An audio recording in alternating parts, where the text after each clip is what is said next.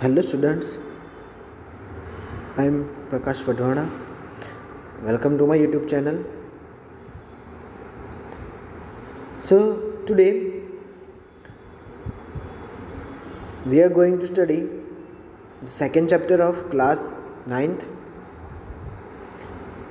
I hope you have watched the video of first chapter. And still if you haven't watched, then please watch it. Still if you haven't subscribed my channel, then please subscribe. So today we will discuss about second chapter, class 9th, English medium, subject English, the sound of music. In this chapter there are two parts. First part is about Evelyn Glennie, and the second part is about the Shehnayi of Bismillah Khan. Okay, but today in this video we are going to study about part 1 about Evelyn Glennie. Okay, so what is the name of the part 1? Evelyn Glennie listens to sound without hearing. Now you will be surprised to hear this line that without hearing, how can she listen the sound? Okay, सुन नहीं सकती है फिर भी sound सुनती है. What is this? You might be shocked, you might be surprised. So that is the thing that we are going to study in this chapter, that what happened with Evelyn Glennie. How can she hear? How can she listen the sound? How can she feel the sound without hearing it? Okay, so let's start. God may have taken her hearing, but He has given her back something extraordinary. It's a very beautiful line. It's a very deep meaning. Okay, so भगवान ने उसकी hearing छीन ली. किसकी students? Evelyn ग्लैनी की. But he has given her back something extraordinary. भगवान ने उसकी hearing छीन ली, बट भगवान ने उसको एक बहुत ही एक्स्ट्राऑर्डिनरी चीज़ वापस दी हियरिंग के बदले में. What we hear, she feels far more deeply than any of us. जो हम सुन सकते हैं ना, वो चीज़ वो क्या करती थी? फील करती थी, और वो भी हमसे भी ज़्यादा डीपली. कोई भी उस चीज़ को डीपली फील ना कर पाए, उस चीज़ को वो डीपली फील करती थी. और वो चीज़ जो हम सुनते थे ना, वो चीज़ वो डीपली फील कर सकती थी, और इतना हम में से कोई नहीं कर सकता. That is why she expresses music so beautifully. उसकी वजह से ही उसने म्यूज़िक को बहुत अच्छी तरह से एक्सप्रेस किया है. ओके, तो always remember one thing students, अगर भगवान आपसे कोई चीज़ छीन लेता है ना, तो आपको कुछ ना कुछ तरीके से उससे भी कई ज़्यादा वापस दे देता है, नोइंगली और अननोइंगली, अगर आपको वो चीज़ पता चलती है तो. एवलिन ग्लैनी के साथ भी यही हुआ था. भगवान ने उसको डेफ कर दिया, बहरा कर दिया, सुन नहीं पाती थी वो, बट भगवान ने उसको बहुत ही एक्स्ट्रा ऑर्डिनरी चीज़ दी थी. Okay, next, read the following account of a person who fought against a physical disability and made her life a success story. So आज हम ये स्टोरी में क्या पढ़ने वाले हैं स्टूडेंट? एक ऐसे इंसान के बारे में, एक ऐसे पर्सन के बारे में जो फिजिकल डिसेबिलिटी से सफ़र कर रहा है. उसके अगेंस्ट में जाके भी वो कैसे फाइट करता है. नो डाउट फिजिकल एबिलिटी है, कौन सी? डेफनेस है, उसको सुना ही नहीं देता है, फिर भी वो उसके सामने लड़ती है, फेस करती है उस चीज़ को और अपनी लाइफ को सक्सेसफुल बनाती है. So in other words we can say that it's a very encourage story. आपको बहुत ही हिम्मत मिलेगी, मोटिवेशनल स्टोरी, मोटिवेट हो जाओगे आप ये स्टोरी सुन के. एंकरेजमेंट मिलेगा, हिम्मत मिलेगी कि फिज़िकल डिसेबिलिटी वाले लोग इतना कुछ कर सकते हैं, तो हम तो नॉर्मल इंसान हैं, हमारे अंदर कोई भी फिज़िकल डिसेबिलिटी नहीं है. ये तो बहरी थी फिर भी इतना आगे तक पहुंची, और हम तो नॉर्मल हैं, हमारे तो सारे के सारे पार्ट्स, बॉडी पार्ट्स कंप्लीट है, सारे के सारे सेंस कंप्लीट है. अच्छे से देख सकते हैं, सुन सकते हैं, फील कर सकते हैं, बोल सकते हैं, हाथ पाँव सही सलामत है. बट यहाँ पे एक लड़की जो बहरी थी फिर भी वो साउंड को सुनती थी. ओके, ऐसे बहुत सारे एग्जाम्पल है. One example I am giving you that Arunima Sinha, उसके दोनों पैर कट गए थे ट्रेन में, फिर भी वो माउंट एवरेस्ट चढ़ी थी. शायद आपको इसकी स्टोरी पता हो तो. ठीक है, ऐसे बहुत सारे एग्जाम्पल. फिर Stephen Hoskinson,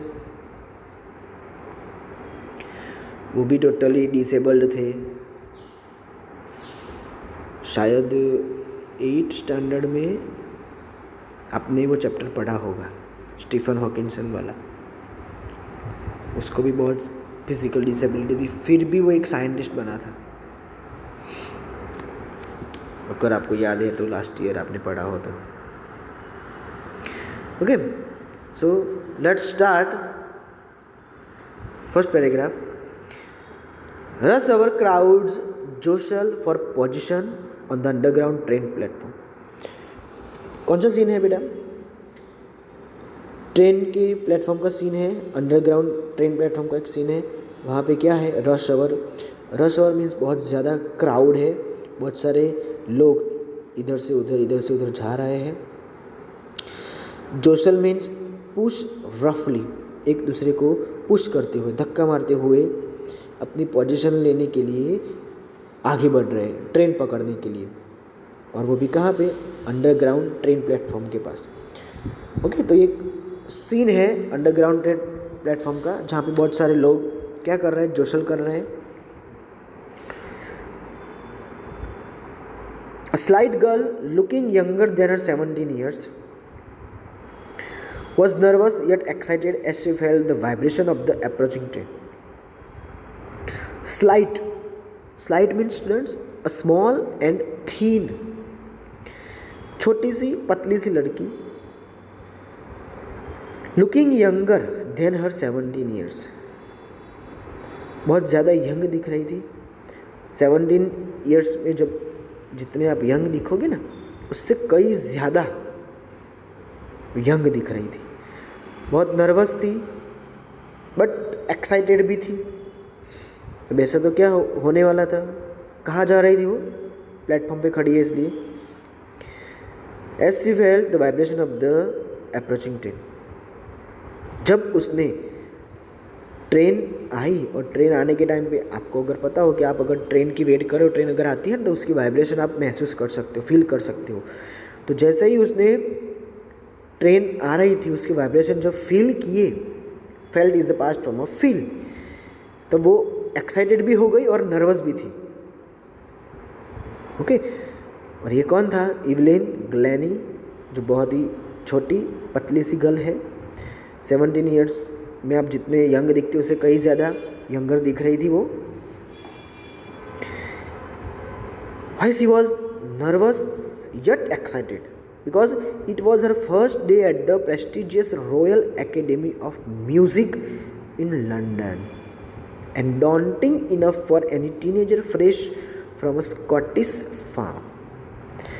Okay, so here we can say that ये जो लड़की है वो कहाँ पे जा रही थी? The prestigious royal academy of music in London. London में एक प्रेस्टिजियस रॉयल एकेडमी है म्यूज़िक की, वहाँ पे वो जा रही थी म्यूज़िक सीखने के लिए। बट वो नर्वस क्यों थी? डॉन्टिंग मीन्स फ्राइटनिंग, डर रही थी। क्यों? अगर कहीं भी कॉलेज में आप जाते हो, कोई भी स्कूल में जाते हो, तो वहाँ के जो सीनियर हैं वो आपके साथ क्या करेंगे? वो रैगिंग करेंगे। और वो तो टीनेजर थी, नई थी, फ्रेश थी, 17 साल की थी, इसलिए वहाँ पे जो भी स्कॉटिश लोग पढ़ रहे थे उन लोगों से वो डर रही थी, फ्राइटन्ड थी कि वो लोग मेरे साथ क्या करेंगे। Okay, now let's see in the picture the photo of this girl and the photo of prestigious Royal Academy of Music in London. Here you can see the photo of Evelyn Glennie when he was young.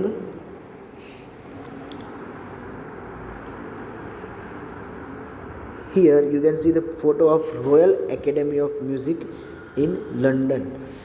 Students, बहुत ही खूबसूरत academy है। इसके अंदर के photographs भी मैं आपको दिखाता हूँ। देखो, ये पूरा ऑडिटोरियम है। ये जो स्टेज है ना, स्टेज के सामने वाली साइड है, ऊपर भी है, नीचे भी है सीट्स। ये पूरा सर्कल में आप देख सकते हो। बहुत ही खूबसूरत म्यूज़िक एकेडमी बनाई हुई है लंदन में। ये रहा स्टेज। ओके, हमने स्टेज के सामने वाली भी फ़ोटो देखा और ये स्टेज वाला फ़ोटो भी अब देख रहे हो आप लोग। ओके, देखो, ये रही पूरी की पूरी बिल्डिंग। यहाँ पे लिखा हुआ है the royal academy of music, जो कहाँ पे है स्टूडेंट? लंदन में है। देख सकते हो आप, बहुत ही खूबसूरत बनाई हुई। देखो, यहाँ पे भी लिखा हुआ है, ये रहा royal academy of music. Okay, ये नीचे भी लिखा हुआ है। कहाँ पे है ये? लंदन में। सो एवलिन ग्लेनी कहाँ पे जा रही थी? ये रॉयल एकेडमी ऑफ म्यूज़िक जो लंदन में है वहाँ पे पढ़ने के लिए जा रही थी। लेकिन यहाँ पे जो दूसरे बच्चे पढ़ रहे थे, सीनियर, उन लोगों से वो डर रही थी, नर्वस थी। ओके, ये दूसरे फ़ोटो वापस देख लो।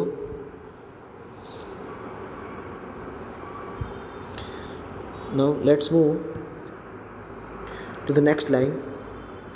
But this aspiring musician faced a bigger challenge than most, she was profoundly deaf. But students, ये जो म्यूजिशियन है, एस्पायरिंग म्यूजिशियंस मतलब a person who wants to be a musician, इसको क्या बनना था? म्यूजिशियन बनना था। अब उसको टेंशन किस बात का था? किससे डर लग रहा था कि भाई जो स्कॉटिश फार्म के जो लोग हैं वहाँ पे जो पढ़ाई करते हैं, वो लोग मेरे साथ क्या करेंगे, किस तरह से मेरे साथ डील करेंगे। उससे कहीं ज़्यादा बिगर चैलेंज वो फेस कर रही थी। और वो चीज़ कौन सी थी? She was profoundly deaf. वो क्या थी? बहरी थी। और वो चैलेंज उससे भी बड़ा था। किससे? वो स्कॉटिश फार्म के लोग उसके साथ क्या करने वाले, उससे भी कहीं ज़्यादा वो बड़ा था। कौन सा? कि वो डेफ है। Okay, now next second paragraph. ये पैराग्राफ में हम जानेंगे कि कैसे उसकी हियरिंग लॉस हो गई, कैसे वो बहरी हुई। Okay, Evelyn Glennie's loss of hearing had been gradual. Now gradual means what? Slowly, धीरे धीरे। तो एवलिन ग्लैनी का जो हियरिंग ऑफ लॉस था ना, मतलब वो बहरी कैसे हुई? सडनली नहीं हो गई थी। जब वो पैदा हुई तब से ही वो बहरी नहीं थी, बट उसकी जो लॉस ऑफ हियरिंग है ना स्टूडेंट्स, वो धीरे धीरे हुई, ग्रेजुअली हुई। Gradually means slowly, not suddenly. क्या हुआ था? देखते हैं। एक इंसिडेंट दिया हुआ है यहाँ पे। Her mother remembers noticing something was wrong when the 8-year old Evelyn was waiting to play the piano. उसकी मम्मा को बराबर याद है और उन्होंने नोटिस भी किया कि कुछ तो रॉन्ग है। कब उनको ये फील हुआ? जब इवलिन 8 साल की थी ना, तब उसको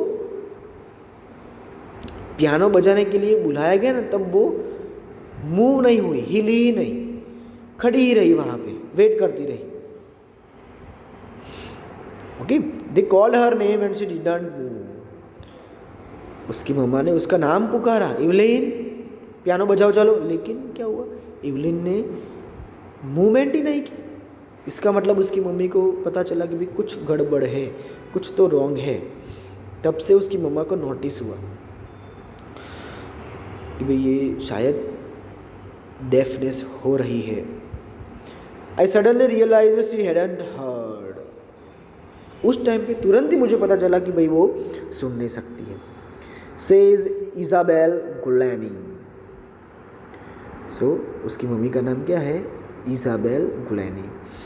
तब उनको पता चला कि मेरी बेटी जो है वो सुन नहीं सकती है। For quite a while Evelyn managed to conceal her growing deafness from friends and teachers, but by the time she was 11, her marks had deteriorated, and her headmistress urged her parents to take her to a specialist. क्या हुआ students? पहले तो उसने manage किया थोड़े दिनों तक तो अपनी डेफनेस को छुपाने के लिए, अपने फ्रेंड्स से, टीचर्स से। आपके साथ भी अगर ऐसा होता है तो आप छुपाते हो ना कि नहीं, किसी भी फ्रेंड्स को पता नहीं चलना चाहिए, किसी भी टीचर्स को पता नहीं चलना चाहिए। क्यों? आपको अच्छा फील नहीं होता है, गिल्टी फील होती है। तो उसके साथ भी ऐसा ही हुआ। उसने अपने फ्रेंड्स को, अपने टीचर्स को पता नहीं चलने दिया कि भाई मैं बहरी हो गई हूँ। बट क्या हुआ, जब वो 11 साल की हुई ना, अब 8 साल की थी तब उसकी मम्मा को पता चला, और 11 साल जब उसके हुए तब उसके मार्क्स जो थे वो धीरे धीरे धीरे क्या होने लगे? डिटेरियोरेटेड, मतलब कम होने लगे। तो उसकी जो हेड मिस्ट्रेस थी, स्कूल की टीचर, मतलब teacher means headmistress, here we can say that principal, उन्होंने उसके पेरेंट्स को बुलाया और उनको अर्ज किया, रिक्वेस्ट किया कि आप इवलिन को स्पेशलिस्ट को दिखाओ। और जब उन्होंने दिखाया तब क्या हुआ देखते हैं नेक्स्ट लाइन में। It was then discovered that her hearing was severely impaired as a result of gradual nerve damage. और जब दिखाया तब पता चला कि उसकी जो हियरिंग है ना, सुनने की शक्ति, सुनने का पावर, वो बुरी तरह से क्या हो गया है? Impaired. Now impaired means what? Weaken, कमज़ोर हो गया। और उसकी वजह से उसकी जो नर्व है ना, नस सुनने की, वो डैमेज हो रही है धीरे धीरे धीरे धीरे। क्योंकि अब तक आपने दिखाया नहीं था, और जब तक नहीं दिखाया तब तक उसकी जो नर्व थी वो क्या हो गई? धीरे धीरे डैमेज हो गई।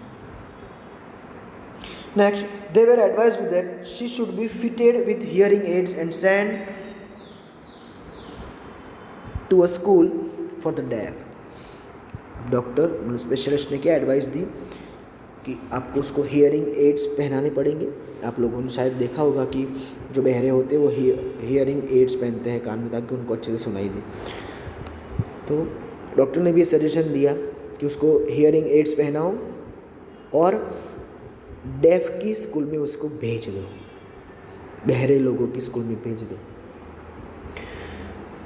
Everything suddenly looked black says Evelyn. Evelyn ने क्या कहा कि ऐसा सुना ना जब मैंने, तब सब कुछ किसके जैसे हो गया? अंधेरे जैसे। मेरी लाइफ में जैसे अंधेरा छा गया हो ना, वैसा हो गया, ब्लैक। ये ऑब्वियसली स्टूडेंट्स, अगर हमारे साथ भी ऐसा हो, हम वैसे नॉर्मल हो, सपोज एक्सीडेंट हो जाए, हाथ पैर है टूट जाए, तो क्या हो जाए हमारे पास? हमारे साथ क्या होगा? हमारी लाइफ पूरी ब्लैक हो जाएगी ना कि अब क्या होगा मेरे साथ? मेरे तो हाथ टूट गया, पैर टूट गया। तो इसकी तो डेफनेस, मतलब ये तो बहरी हो गई थी। तो उसको बहुत ही शॉक लगा, उसको ऐसा फील हुआ कि क्या करूँगी मैं लाइफ में, मैं तो सुन ही नहीं सकती है। बट फिर भी बेटा स्टूडेंट्स वो क्या कर रही है, गिव अप नहीं कर रही है, फिर भी वो आगे बढ़ेगी अपनी लाइफ में, बराबर। देखते हैं आगे क्या करती है वो। But Evelyn was not going to give up, she was determined to lead a normal life and pursue her interest in music. फिर भी इवलिन ने गिव अप नहीं किया। Give up means try to stop, मतलब उसने, अगर आप give up कर दो ना तो उसका मतलब क्या है कि आप फेलियर को एक्सेप्ट कर रहे हो। तो यहाँ पे भी इसके साथ क्या हुआ, बहरी हो गई, इसको पता चला, फिर भी उसने गिव अप नहीं किया, ट्राई करना बंद नहीं किया।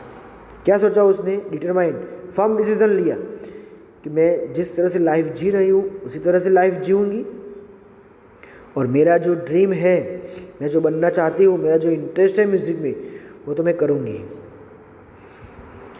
One day she noticed a girl playing a xylophone and decided that she wanted to play it too.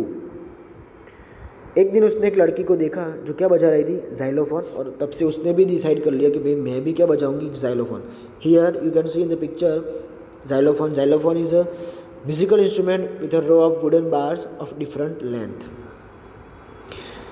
Okay, तो ये xylophone है। ये पिक्चर में भी आप देख सकते हो कि वो xylophone बजा रही है, देखो स्टिक से।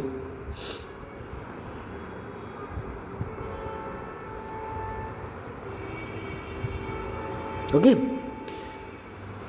उसके बाद देखते आगे। Most of the teachers discouraged her, but percussionist Ron Forbes spotted her potential.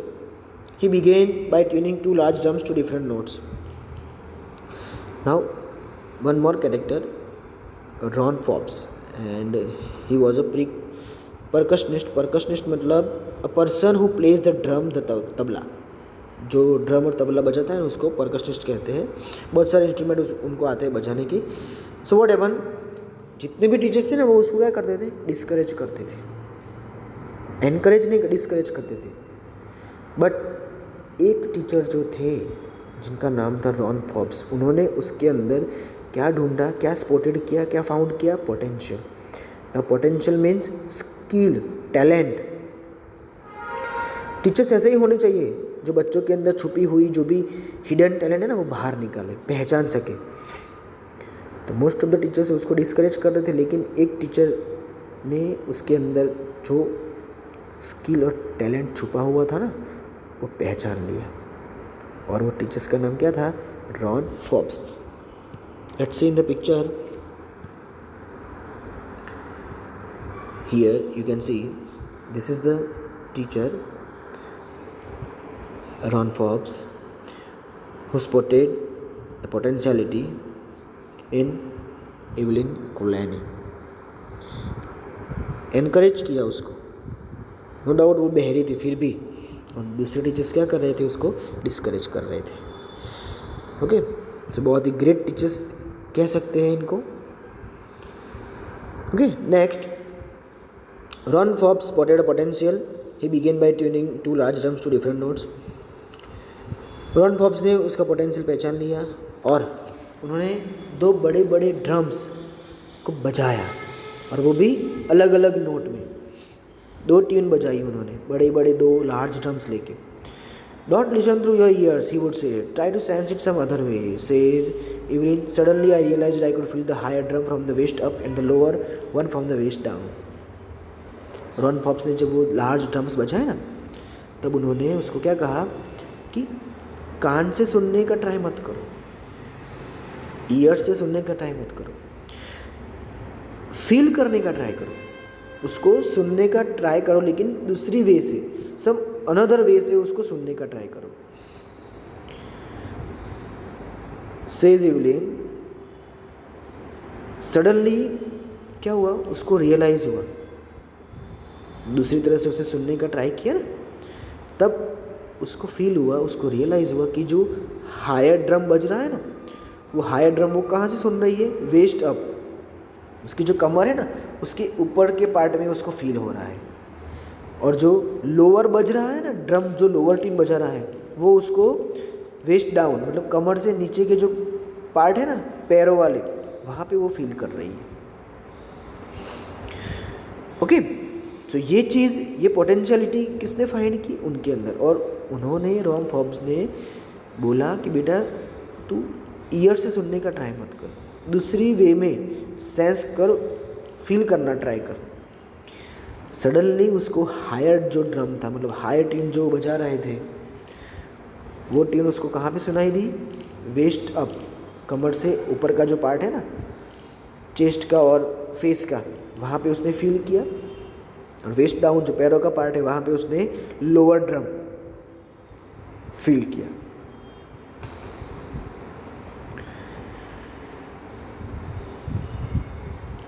Forbes repeated the exercise and soon Evelyn discovered that she could sense certain notes in different parts of her body.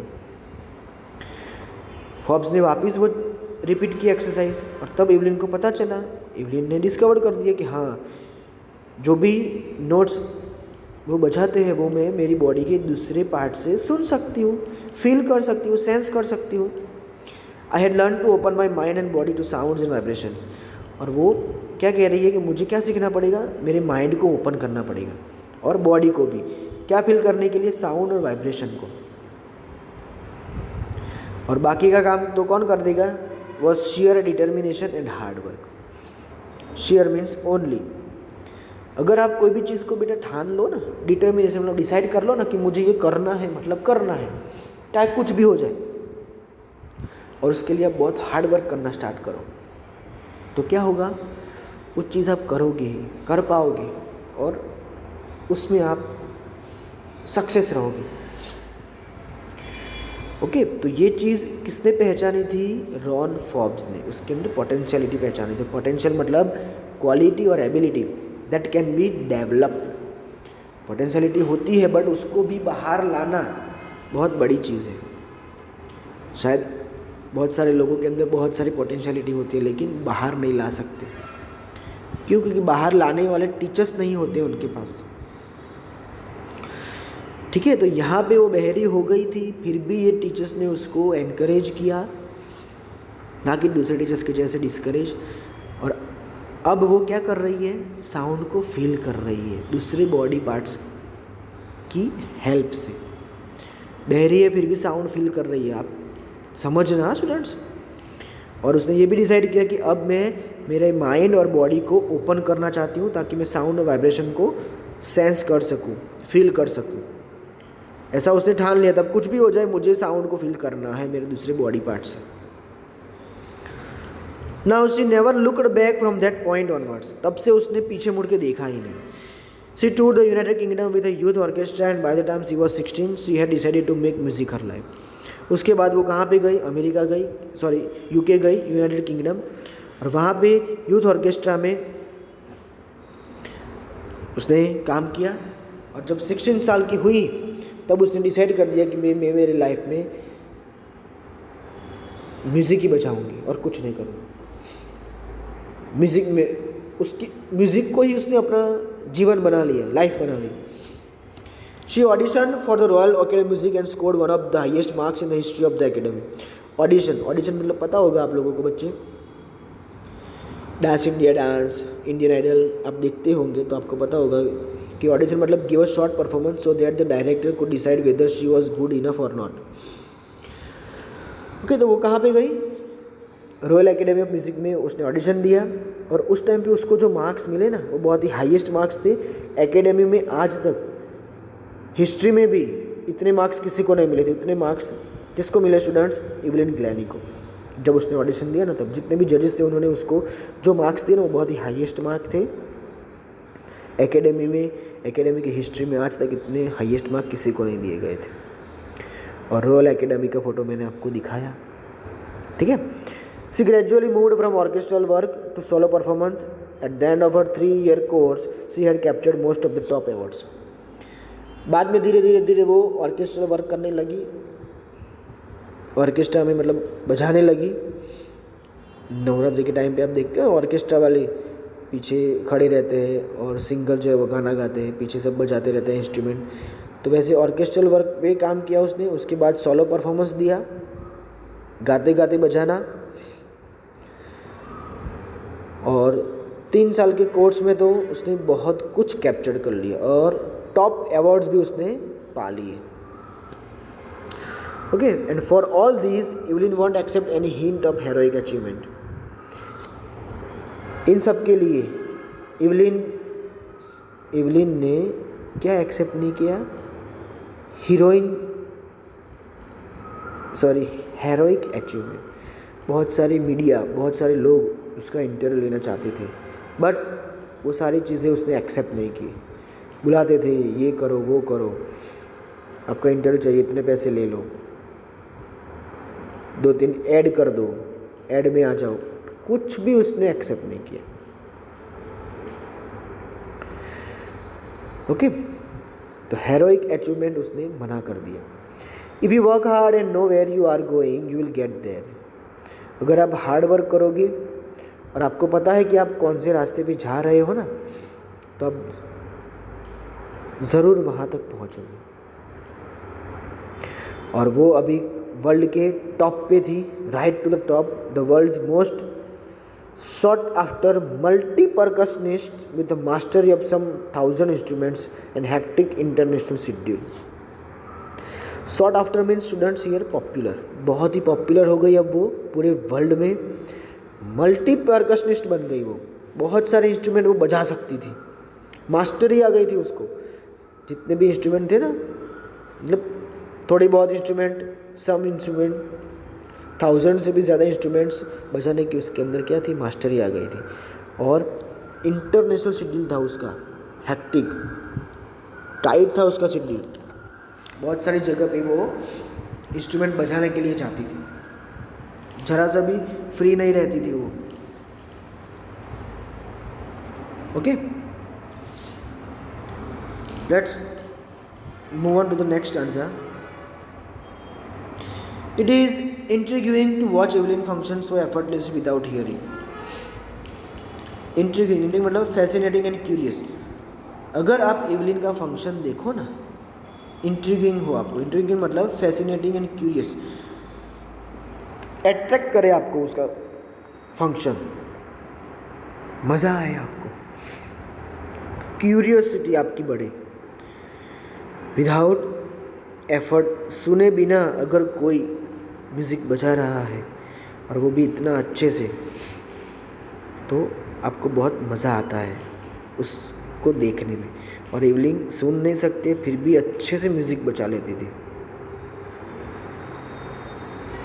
और कैसे बजाती थी वो देखने में आपको बहुत मज़ा आता है। In our 2 hour discussion she never missed a word. 2 घंटे के डिस्कशन में अगर आप उसके साथ बातचीत करो ना, तो वो एक भी वर्ड मिस नहीं करती थी। Man with bushy beards give me trouble she laugh. उसको जब पूछा गया ना, तब उसने ये बताया कि कोई भी इंसान अगर मेरे साथ बात करता है तो मुझे सबसे ज़्यादा प्रॉब्लम कब होती है? कोई भी इंसान की अगर मूछें होती है ना, अगर बियर्ड्स होती हैं, तब मुझे बहुत प्रॉब्लम होती है। क्यों? It is not just watching the lips, it's the whole face, specially the eyes. क्योंकि जब वो तो सुन नहीं सकती थी, तो उसको लिप्स पे ही देखना पड़े ना बेटा। तो अगर वो लिप्स को देखे, पर वहाँ पे तो जो बियर्ड्स हैं, बुशी बियर्ड्स, वो आ जाती थी, इसलिए वो लिप्स को अच्छे से देख नहीं पाती थी।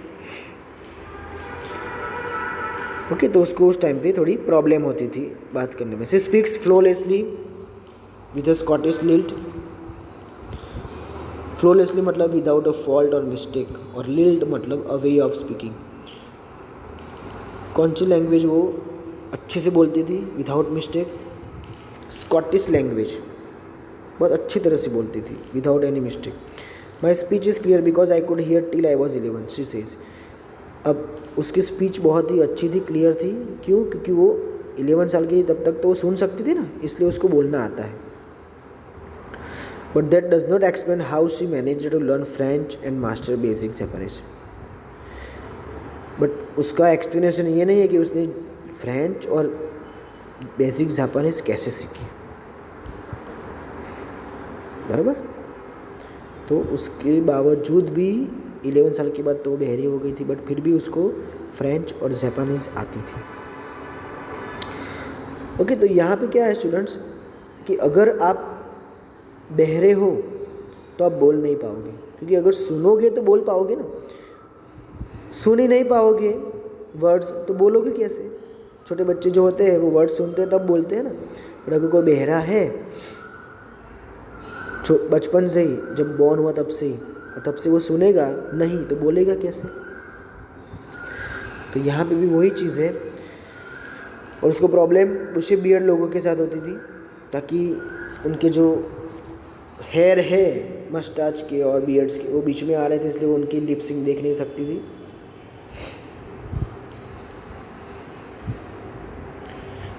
ओके, और स्कॉटिश तो वो बोल सकती थी, क्योंकि 11 साल की हुई तब जाके उसकी हेयर लॉस हो गई। बट फ्रेंच और जापानीज़ भी उसको आती थी, वो कैसे सीखा होगा उसने। ओके, तो भगवान आपकी चीज़ अगर कोई छीन लेता है ना, तो कुछ ना कुछ आपको एक्स्ट्रा ऑर्डिनरी चीज़ दे ही देता है। As for music she explain it pours in through every part of my body. वो एक्सप्लेन कर रही है कि म्यूज़िक जो है ना, म्यूज़िक वो मेरी बॉडी के अंदर, मेरी बॉडी की एक एक पार्ट के अंदर, पॉर मतलब बॉडी के अंदर घूम रहा है। ऐसे तो पॉर मतलब किसी भी, जैसे कि पानी है, पानी को अगर हम दूसरे ग्लास में डाल रहे हैं उसको पॉरिंग कहते हैं। बट यहाँ पे उसकी बॉडी के हर एक पार्ट में क्या बसा हुआ था, music. It tingles in the skin, my cheek bones and even in my hair. Tingles मतलब कॉजेज अ स्लाइट प्रिकिंग और स्टिंगिंग सेंसेशन। उसकी बॉडी को थोड़ा सा वो प्रिक करता था, स्टिंग करता था। और चिक बोन्स को भी और हेयर के अंदर भी थोड़ी सी हलचल होती थी उसकी बॉडी के अंदर जब वो म्यूजिक सुनती थी ना। तब When she plays the xylophone, she can sense the sound passing up the stick into her fingertip. जब वो xylophone बजाती थी स्टूडेंट, तब उसके हाथ में जो स्टिक थी ना, वो स्टिक से साउंड कहाँ पे पास होता था, फिंगर टिप्स में। Okay, by leaning against the drum she can feel the resonances flowing into her body. और जब वो ड्रम बजाती थी ना, लीनिंग मतलब झुक के, तब ड्रम के जो रिसोनेंसेस जो होते थे, इकोज पड़ के, वो उसकी बॉडी में वो फील कर सकती थी। और जब भी वो वुडन प्लेटफॉर्म पे बैठती थी, on a wooden platform she removes her shoes so that the vibration pass through her bare feet and up her legs. Wooden platform पे जब वो बैठती थी ना कोई भी इंस्ट्रूमेंट बजाने के लिए, तब बेयर फीट बैठती थी, नंगे पाँव, ताकि उसकी वाइब्रेशन उसके बेयर फीट में से होके लेग तक पहुँचे, पाँव तक पहुँचे। Okay, move to the next stanza. Not surprisingly Evelyn delights her audiences. Surprisingly नहीं था कि जब ऑडियंस उसको देखे ना, जब वो परफॉर्म कर रही है तो ऑडियंस को मज़ा नहीं आता था। ये सरप्राइजिंगली नहीं था, सब सरप्राइज हो जाते थे कि एक बहरी लड़की इतना अच्छे से बजा देती है, बहुत अच्छी बात है। In 1991 she was presented with the Royal Philharmonic Society's prestigious soloist of the year award. 1991 में उसको ये अवार्ड मिला गया था। Says master percussionist James blades,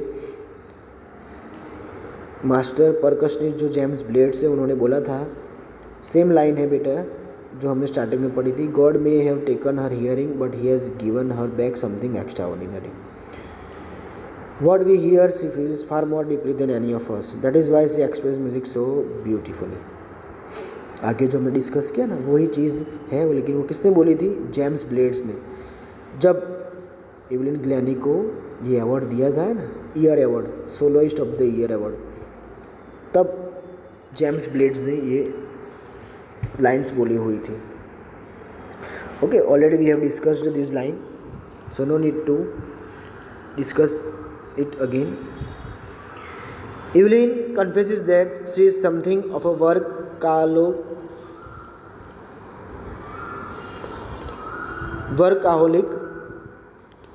Okay, workaholic मतलब a person who finds it difficult to stop working. एक ऐसा आदमी जो काम ना करे तो उसको अच्छा ना लगे, वर्कaholic होता है वो, वर्कaholic. ओके, तो एवलिन ने कन्फेस किया कि वो क्या है, एक वर्कaholic पर्सन है. I have just got to work often harder than classical musician. Classical musician बनने के लिए मुझे और ज़्यादा वर्क करना है, but the rewards are enormous. और उसका रिवॉर्ड्स भी उसको बहुत ज़्यादा मिला. Apart from the regular concerts, Evelyn also gives free concerts in prisons and hospitals. Regular concerts तो होते ही थे, उसके बावजूद भी वो फ्री कंसर्ट देती थी, फ्री में. कहाँ पे? जेल में और हॉस्पिटल में, ताकि वहाँ पे जो लोग रहते हैं उनको अच्छा फील हो. क्योंकि म्यूज़िक अगर आप सुनोगे ना तो आप रिलैक्सेशन फील करोगे. Okay. Ann Richlin of the Beethoven Fund for Deaf Children says she is a shining inspiration for deaf children. They see that there is nowhere that they cannot go. ये जो fund है Ann Richlin of the Beethoven Fund, उन्होंने ये भी कहा हुआ है, def children का फंड है ये, कि ये जो लड़की है ना वो जितने भी डेफ चिल्ड्रन हैं उनके लिए क्या है, इंस्पिरेशन है, प्रेरणा देती है. और ये भी दिखाता है कि कोई भी आदमी का कोई भी फिजिकल पार्ट अगर नहीं है, और कोई भी जगह ऐसी नहीं है जहाँ पे आप नहीं जा सकते हो, नो डाउट आप फिजिकली डिसेबल हो फिर भी. तो Ann Richlin of the Beethoven ने फंड जो था डेफ चिल्ड्रन का, उन्होंने ये चीज़ बोली हुई है. Evelyn Glennie has already accomplished more than most people twice her age. Evelyn Glennie ने उसकी एज के जितने भी लोग हैं ना उनसे डबल उसने हासिल कर लिया था. सपोज 17 है तो 34 ईयर्स तक आप जितना हासिल करो ना उतना उसने 17 ईयर्स में हासिल कर लिया था. For example, she has brought percussion to the front of the orchestra and demonstrated that it can be very moving. Percussion भी किया हुआ है ऑर्केस्ट्रा के सामने, मतलब इंस्ट्रूमेंट बजाए हुए हैं, डेमोन्स्ट्रेशन भी दिया हुआ है, बहुत ही अच्छा डेमोन्स्ट्रेशन था वो. She has given inspiration to those who are handicapped. जो हैंडीकेप्ड है उन लोगों के लिए वो क्या है, एक इंस्पिरेशन है. People who look to her and say, जो भी लोग उसको देखते थे वो कहते थे if she can do it I can. अगर वो कर सकते तो हम क्यों नहीं, वो तो डिसेबल है और हम लोगों तो नॉर्मल है. And not the least she has given enormous pleasure to millions. और इतना ही नहीं, मिलियन से भी ज़्यादा लोगों को बहुत ज़्यादा खुशी दी है उसने, प्लेजर दिया है, आनंद दिया है. तो यहाँ पे आप समझ सकते हो कि एक ऐसी लड़की जो बहरी थी फिर भी यहाँ तक पहुँच पाई वो, और वो भी कब, जब उसके टीचर्स ने वो चीज़ पहचानी, उसका टैलेंट, उसकी पोटेंशियलिटी पहचानी और उसको आगे बढ़ने में हेल्प की. टीचर्स का तो रोल रहा ही है इम्पोर्टेंट, बट इसने भी ठान लिया था कि मैं म्यूज़िक को अपना लाइफ बना दूंगी, म्यूज़िक में ही अपनी लाइफ ढूंढूंगी. तो दो चीज़ है बेटा, ये है ना विंग्स के जैसा है. टीचर्स तो आपको हेल्प करते ही हैं, बट आपको भी उनको क्या करना है, सपोर्ट करना है. टीचर्स आपको सिर्फ गाइड करेंगे. यहाँ पे वही हुआ, टीचर्स ने उसको सिर्फ गाइड किया, बट ट्राई तो किसको करना है, उसको ही करना है ना. फील किसको करना था, उसको ही फील करना था. वो ऐसा कहती कि नहीं सर मुझे तो कुछ भी फील नहीं हो रहा है, तो आगे नहीं बढ़ पाती वो. बट ट्राई किया उसने, टीचर्स की बात मानी उसने, तब जाके यहाँ तक पहुँच पाई. अवार्ड्स मिले उसको. इवन हॉस्पिटल्स, प्रिजन में भी वो जाती थी कंसर्ट देने के लिए, वो भी फ्री में. दूसरी चीज़, हेरोइक अचीवमेंट उसने मना कर दिया एक्सेप्ट करने का. इंटरव्यू, पैसा कुछ नहीं चाहिए, जैसे अभी बहुत सारे फिल्म स्टार करते हैं ना, पब्लिसिटी के लिए, सब कुछ उसने एक्सेप्ट करने को मना कर दिया। तो नेचर वाइज भी बहुत अच्छी थी वो, उसको पब्लिसिटी नहीं चाहिए थी, फेमस नहीं होना था, बस उसको लोगों की हेल्प करनी थी। Okay, so I hope you understood this chapter well, very well. Still, if you haven't subscribed my channel, then subscribe it so that next video जो मैं बनाने वाला हूँ part 2 the shehnai of Bismillah Khan, इसकी नोटिफिकेशन आपको मिल जाए। ओके, अगर ये वीडियो अच्छा लगा है तो उसको लाइक करें, शेयर करें। Okay, thank you very much.